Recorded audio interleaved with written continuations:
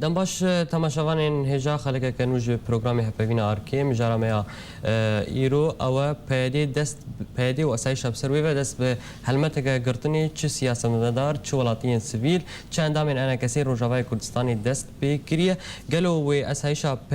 اسایش پیدی چه جوان ولاتین سیویل تخوازه چه انا کسی تخوازه اف پرس و هن پرسیدنجی امش بریز کوا عزیزی اندام کمیته نوندی یا پارتی دموکرات کردستان سوریا بکن بریز بخیراتی سر شعبة صار مدی به پیدی چادک سرکردین پارتیا و یه انکسی ولاتین سیویل دیگره گلو پیدی چی تخوازه چه انکسی تخوازه چه ولاتین سیویل تخوازه يعني أمنا ما زالن أمشنا بيليبكن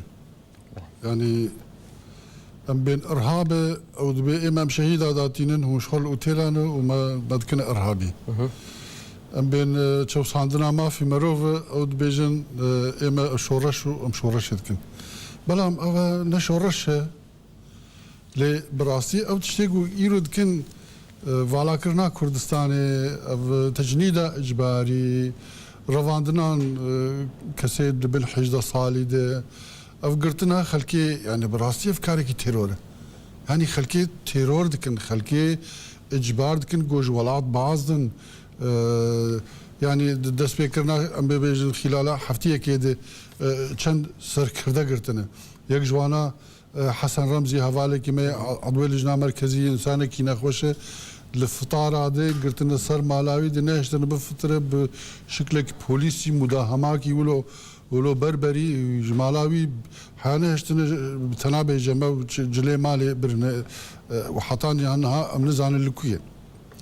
بشتي أسعد رمضان وكوريوي بارتينا كوريوي بري بيشمرقة بو بريندار بو چي خلمال درمان بك هاتنا بوي مداهمة بوي كاري بربري أو جي هاتنا جمالاوي رفاندنا خديجة كالو جنكي حفتي صالي رباني جرمان مريه مولدا حاري سكينية شوية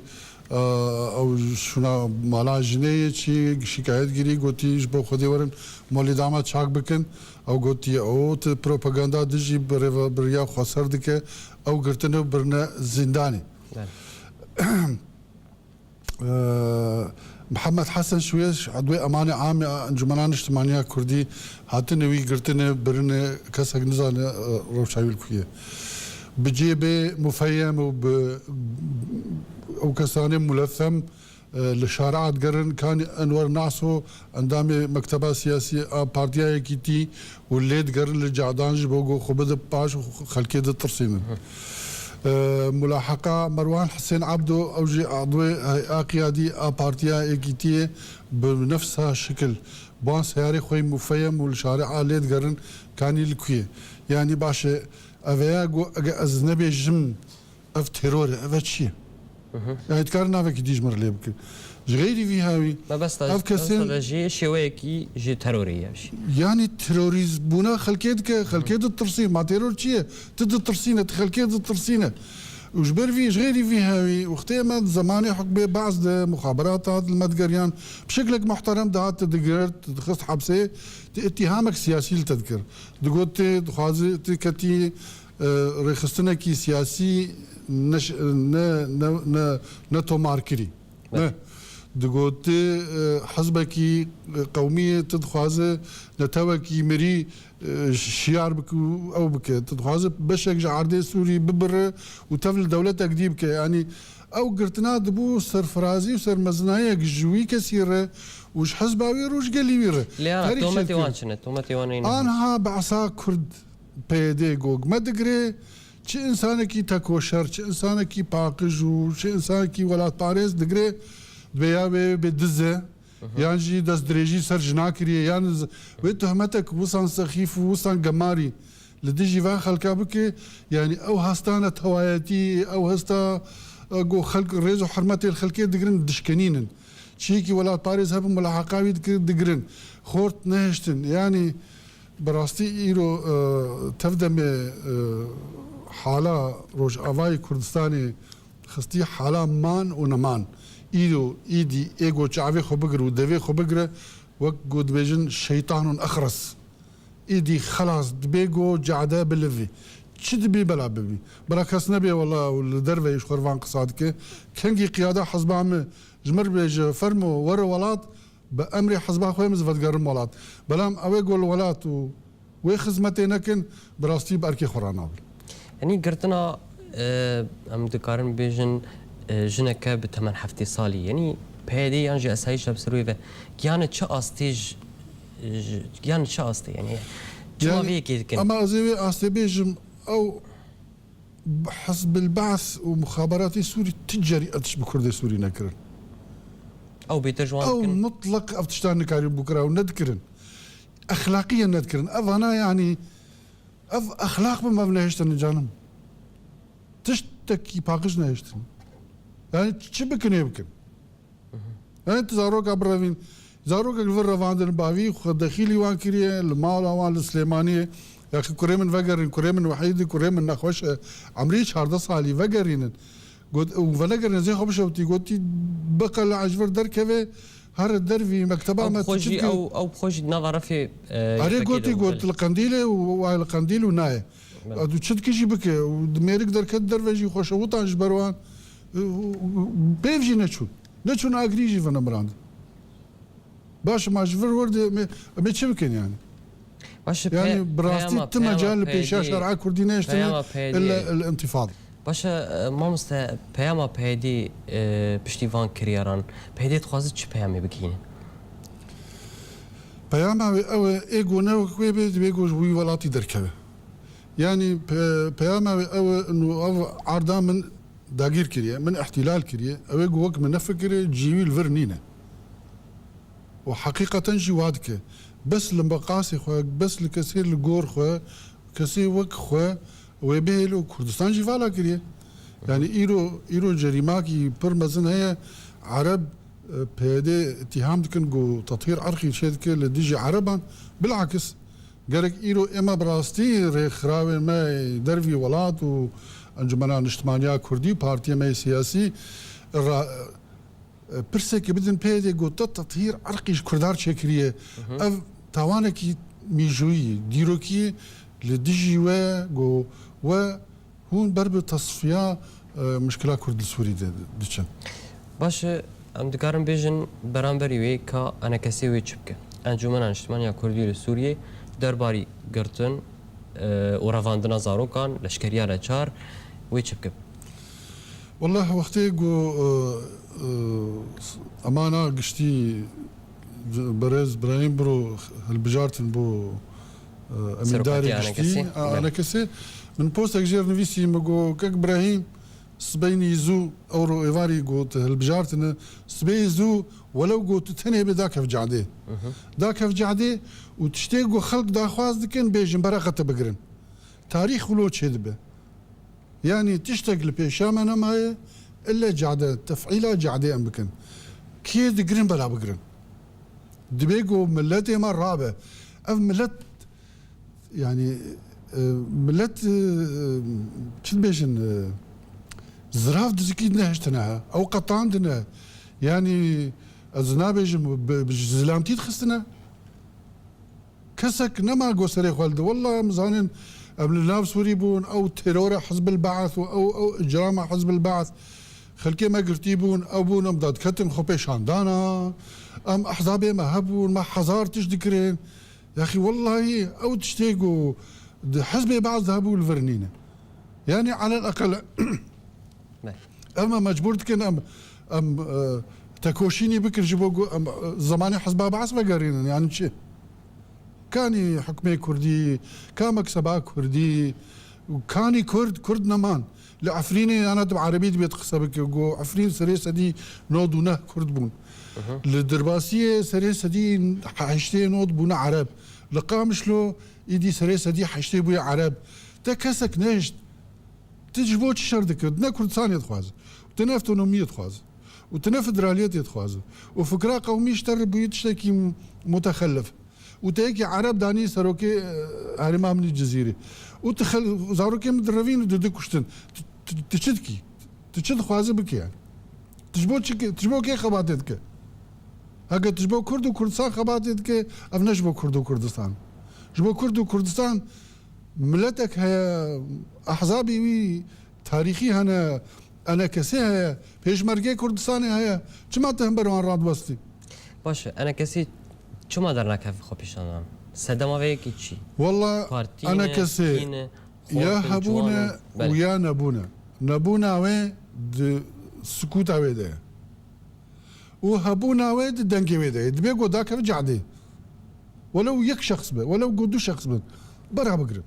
کی ما نه قي كارن ملات كشي بقرب کی نه انا کسی درکه كنا هي لدرك أو ايجو بيكاتين سركي وين؟ ايجو خبده بيش ملت وسر كردايتا ملت بك وخبك سروك من جوند بيشيا من او انسانك متخاذله دبيجو بده بيشيا من او خبك سروك من بده بيشيا من ذاك في جعده ملت تيكشو قضيه تيكشو تشتك نما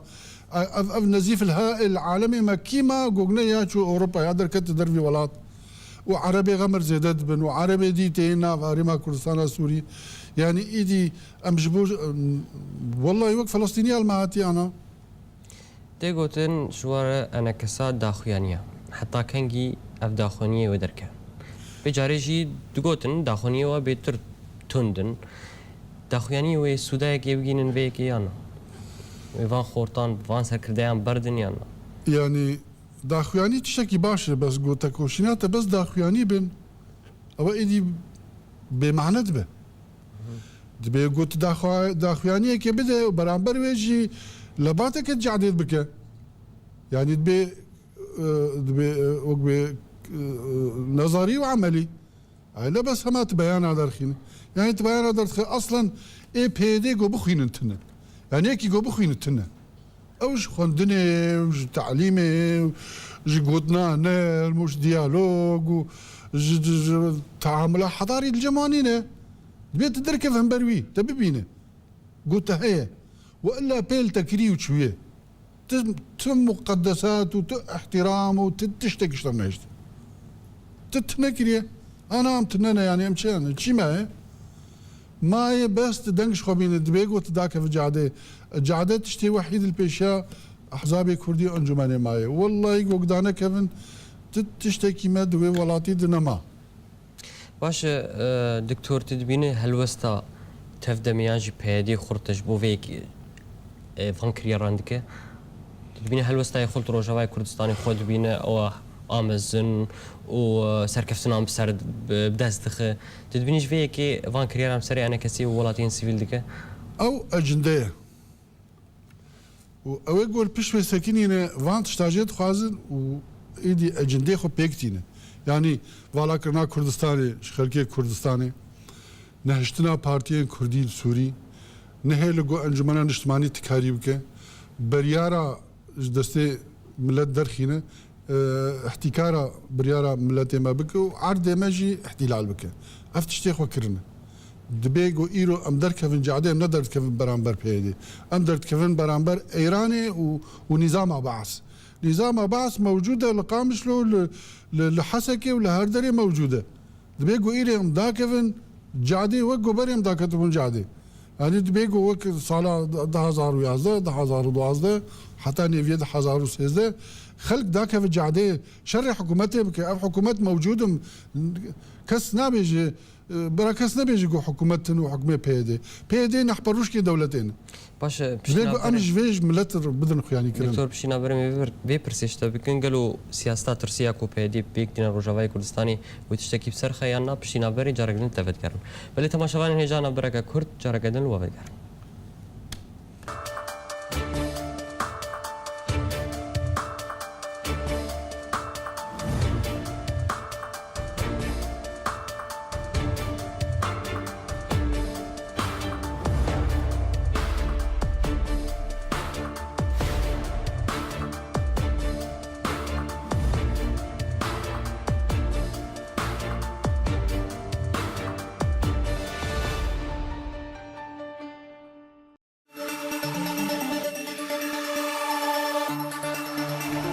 دوباره سلاف تماشاوان هجابت گرن علی میوانی خواه بریز دکتور کوا عزیزی اندامی کمیته نودیا پدکسی بریز بریانا بریج مبحثوی کرد اف سیاست ترسی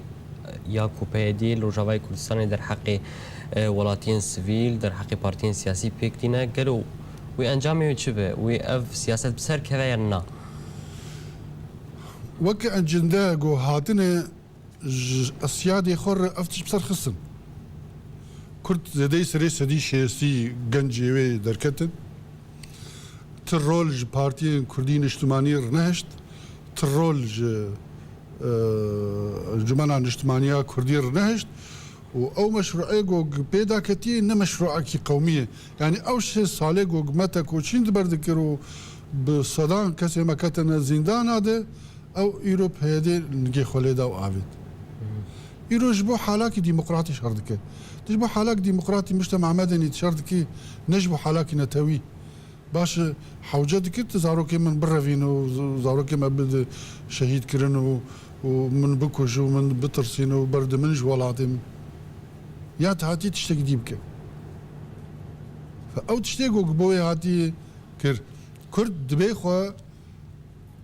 بدا خوياني كرنجو هيا باش برت نبونينا براسين بيجن ام دشن بربت نبوني ده بيدي يانش تبدا بيش قلص بونا كيلو يانش خرط بونا كيلو وقت مقوت او نبدا سيخونا او ايجو او انينا في كاري باندكن او مجبورين في كاري بيجو ام برامبر يراوس ما بس هذا شيء قلصن نخرطن يا وقلص وخرط يعني ايرو سلاح دستوي ده ايرو اموال دستوي دنا ايرو جيش البشتويه ايرو اسايشي هي ايرو مخابراتي هي حكومات البشتويه نايك حكومتك يعني حكومات عزوري البشتويه ايران البشتويه يعني اظن حفتانه او ترك فدود بينن هر تشتيواها يعني من قلت انه ضعيف انه لاوازن وتنانه او هنا بس جبو من هنا من تنبكن يعني ايرو اف عرديكو ازاد بيه باش هنا حكومتها سوري موجوده بامريكا حكومتها سوري دلخن يعني اش حكومتها سوري في عردي ازادكن جبو شما عرض ازاد كري اف عردي ما ازاد كري نافي شي جبو كي جبو عربايه كا كردي ولا كردستان بي كرد شبكم جي ولا ترزقار كرت نافينا دا شبكم جي تدبيني افكريارن كوبيدين ها بيكتنا جكرتنا سركرديان ولاتين سيفيل بشتي كيتي كو انا كسي او بيش مرجان روجافاي كورساني الخقرت تدبيني افيك بيشمرجي روجافاي كردستاني هو كورة رياكسيونك هو كورة فعلك قبول كرنا انجمنا اجتماعية كردي سوري جبو قبول كرنا بيشمرجي روجافاي كردستاني براستي او هنگاوك بو قاوك بو يعني وان تقول كسكتنا وتشكيواتنا وباصداين وكشي وتيلانه اواخش خلكير دركت قوف درواتكن امد بيجن فان بحزاران بيشمرجي هنا لبن سلاح دنا 6 كيلومتر جبهه لدجي داعش شرطكن زي دي 25 شهيد دانا بصدام بريندار دانا سلاحي قرص دستيواده اماده ورب ملي خبد ملي براي خو يپگه و شربك كردستان روج اوا باريز گو هركز زاني ايدي بيدي نما كار كردستان باريز يعني كوباني دياره او تفجيرات گو دبن دياره هركز زاني بو گو هاتن صرف سينور تركيا وسلاحي وقصتن بعرض شعباز دا بخيرا قوات امريكا وبيشمرگي روج اوا بيشمرگي باشور كوباني ازاد كرن بيشتي ازاد بنا كوباني جارك دي سطح ابدا عشاتن سير روجان مجزرك قتل عامك لنا كوباني تشكرن او نبو نقاربون حادثه امريكيه قصف كري خلكي كوباني عشان خلاص كري يعني اف مساحتها فريغوك فربي البربيدي جسمالكا وحتاني كوباني او نما كارب باريزن ايدي دبيغو حمو هزين كردي دا كفن ويتشتي بباريزن افدي عادي وان انه وك بيشمرجي يكيتي بيشمرجي بارتي امناكن اف تشتكي نراسته امنات نشريه بيجبكن ام بين يبيجي بيشمرجي برا بفنيك بفن جيشكي كردينه توي لجنك متخصصه بقياده وان بك وبرا نبدنا فابن برا بيك نافيبن شو خلاف دورتا يبيجي وبيشمرجي هي هر دوش بو پاراستنا كردستاني بن هر دوش بو برگريا كردستاني بن برز بحثاوي كي هات كرن كتير روجفي دجي بو بيشمرجا درباسي خاكا كردستان سوريا بن شو بو يكي هات بو برگاري هات توافقات دولي سروي كي هون شل جنتا هي سروي كي يكم اف پێشمەرگە چێبوونە نە بێ ڕایە ئەمریکیان ئەوەیەک ئاجی هەوپەیمانی نێودەوڵەتی دوێم ئەف پێشمەرگە چێبوونە نەش بۆ سیاحەتێ چێبوونە ئەو هەلبەت بۆ شەڕێکی چێبوون ئەو شەڕ تەبعاً نە لە دژی یەکێ ئەنج بۆ پاراستنێ چێبوون بۆ پاراستنا ڕۆژئاوا چێبوون ناوێوان پێشمەرگەی ڕۆژئاوای کوردستانن پێشمەرگەی ڕۆژ بۆ پاراستنا ڕۆژئاوای کوردستانی و گەلێ کوردستانی سێم ئەمریکی داخواست لە پێدێتکن گۆ قبول بکن ئەف هێزا پێشمەرگە گۆ دەرباس ببێت لێ جەرگی گۆ پێشمەرگە خۆ ئامادەکردن و پشتی ئەو مەجازرە گۆل کۆبانی چێبوون عێریشە هەسەر حەسێکێ و 100,000 خەلکێ پەنابەر بوون حەسێکێ پێشمەرگەی ڕۆژ خۆ ئامادەکردن گۆ ئامادەن وەرن بەرگریە بکن ئیدی دەنگی وان بلند دەبێت بێ ئێگۆ پێشمەرگە وەرە دەرباسی ڕۆژ ئاوای کوردستان ببێ ئەم لە هەمبەر ڕاوەستیان ئەمێ لە دژی ڕاستن یانی مێ بکوژن یانی مێ حربەکەی براکوژی بکن باشە معقولە ترکی لە دژی تەبە و داعش لە دژی تەبە و تبێ ئەف دنیا گشتێک لە دژی منە و برایەتەی کورد دخوازە وەرە ئالی تەبێک و قبول ناکێ یانی ڕاست دەبێژ معنای ئەف عالم گشت دژی تەیە ڕاستە گوتی کوردی معقولة عربان وخريستيانان ونزانم كي قبول بك بترشر بك وتنيل برايتي كرد ترشر بك عادي اف كردستان ملكي جاتي ما من باتا كربم قوت ور من بباريزه تذكر شرف وناموس من الباراسي شرف وناموس من اللي تشولاك بشرف وبناموس شو ما فيكيت كي فيكيت عرض من احتلال كريه اجندايكي نبدا استخواتيه وك اجريكي بسر مداتيه وامام وقتها ما صحفا لكن ما جوجبو براكوشي تشنب بس يا اخي ما براكوشي ايديم كشتن وصفكرنا بيشمرگي روجاوي كردستاني بنافي داعشي هن سركردين يبكي بنافي داعشي بيشمرگا وصف كربون حتى شاستي جارك كده نشتر بيش يعني افا اخلاق بيشمرگا جو 8 11 سال 19 سال 20 سال مالباتكي ولات باريز وك الشير انسانكي باقج خو بخش كريه راشتي سلاح وخو آماده كريه هر آلي كاريا براي خو يبقى بك جرد بجن داعش يعني چه اخلاقكي كردايتي فياده بس جمر بيجن اج هفالي بيدي بيجن او كساني بيدي امزانكش بيدي نوصانه يعني چه داعش ديا في انساني هي مالكي طالان كريه دز دريجي سنا مساكي كريه کی جانجی پیدانیا بگی کشتیه او به استم آلیتا بجیان خو بخوینا خو بمال خو بسلاح استم آلی کاریات تجمرد به داعش بوش تجبر خورد به داعش ما داعش پیشمرگه داعشن باشه اگر هاتو او پیشمرگه روجاوی کردستانی در باسی ناوا خاکا روجاوا کردستان سوریه بون براستید کار گوهرتنکی جدی لسر عرضی چه بکن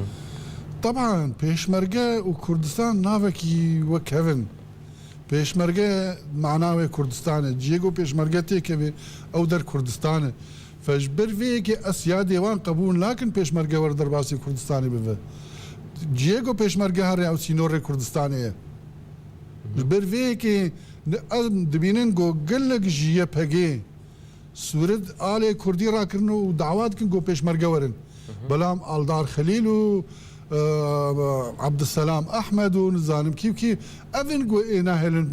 جو خو براز كن ناهلن بيشمرقه ورا لي هيزا يبهجا از متاكد ندجي هاتنا بيشمرقه جبرجو او زان تاني نكارن جبرجو او زان جو چقوا زوان شهيد كيفن او زان چقوا زخت سروانه جو براستي بالي كاريا برای خوی کردم پیشمرگه کردستان روش آوانه نگو زهرم بزوری کی بروینم بینم آلی کاریایی بکم او کرد بیشن تشتی گوت تعجیت بزوری بف سیدی اشترناکه برا او دور زاروکا بروین بخ جنگی جبو بس يبدأ كشتن وتبشهيد وحساب بك وتشعفي من كوير بك انه تشهيد داتين من شهيد انانين وحكم تنس فقر كردستاني افنا سياسة كردوارية افنا سياسة افا لعنته لعنة المدبارين اما سر روشا سياسي لوجر سياسي وكمزان لوجر نما يعني جهاتي راوستاندن جالي كيف به فجرا كاري لوجر سياسي وتشاو به انا كسيت تشتكي بو فيكي كريه اماده كريه اوان قلت لوجر سياسي و ڕێکەفتنا دهۆکێ خەبەرکان يعني ئەوە تشتێک کەم دەچێت تەفدەمی بەڵێ تەفدەمێ وڵە گوتی یانیش ئالیکی دێ لەغوکردن نەهشتن ئاما ژبەر چت بێژن دبێژی ئەنە کەسێ نەماوەک بەرەیە ژبەرگو هەنێک حزاب خۆشێک شاندن ئەنە کەسێمە چێکری نەش بۆ چەند حەزب تێدەن ئەنە کەسێ دەنگێک کوردستانە ڕۆژئاوایە دەنگێک کوردستانە سووریە عنوانە مشکلا کورد لە سووریە چقاس پارتی هەرن یان چقاس وەرن ئەنە کەسێ هەر ئەنە کەسێت مینە ئەڤە بەرەیەکی گۆ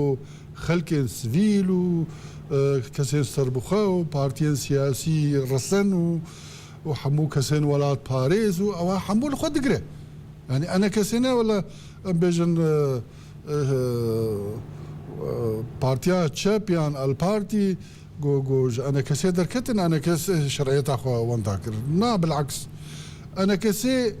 هەر ئەوێ بمینە گۆ یەک حەزبژی تێت نەمینێ بەرگۆ تەمسیلا گەلێ کوردەکە نێویە ئەنە کەسێ سەربخۆنە الکتلە سامیتەیە ئەو نە ئەحزابێ سیاسینە کێ گوتی ئەحزابێ سیاسی ملت گشتی تەمسیل دکن ئێمە لە ئەنە کەسێدە نێویە وان کەسێ سەربخۆنە و نێویە دی ئەحزاب و شەباب و ژن و سندیکات و ئەو تشانێ دین فاژبەر وەیەکێ ئەنە کەسێ دائیمەن عنوانە مشکلا کورد لە سووریە ئەنە کەسێت مینە ئەنە کەسێت تشتێک پێ نایە و تجاریژی شرعیە تاوێک کێم ناوێت و لە ئاستێ ناونەتەویدە ئیرۆ تعامل سیاسی بەس بە ئەنە کەس کردن تەفدەمێ دەبێژێ وەکتە گوانە گۆ خەبەرکان ینی دەماوەی هاتیە بوراندن لێوێگەرا سیاسی ئەنە کەسێ وێ چ بکە و چاوە کار بکە ئەنە کەسێ موجودە مؤتەمەری خۆی سیاسی چێکرد و وەسیقی خۆی سیاسیژی گشتێک حاضرکردن و ئادافی خۆی سیاسیژی گشت ئامادەکردن و طلباتی ئەحسابێ نوژی قبولکردن و کەسێ نوژی ئانینە و کاروبارێ خۆتکە و انطلاق بووی کارێ خۆ بکە لێ ئیرۆ ئەنە کەسێ على شەفا حفرة من نار ژبەرگۆ تەفدەم دەست بە گرتنا وانژی کردی و تەصفیا وانژی وێ بکە ئیرۆ بڕاستیت بێ لەسەر ئاستی نامنەتەوی ئەم پێدێ و خڕوقاتێوێ ئەمنی و خڕوقاتێوێ دژی مافی مرۆڤ و خڕوقاتێ دژی کوردان ئەمە گشتەکان لە ناو ئاستی نامنەتەوی سامیە هەریداوی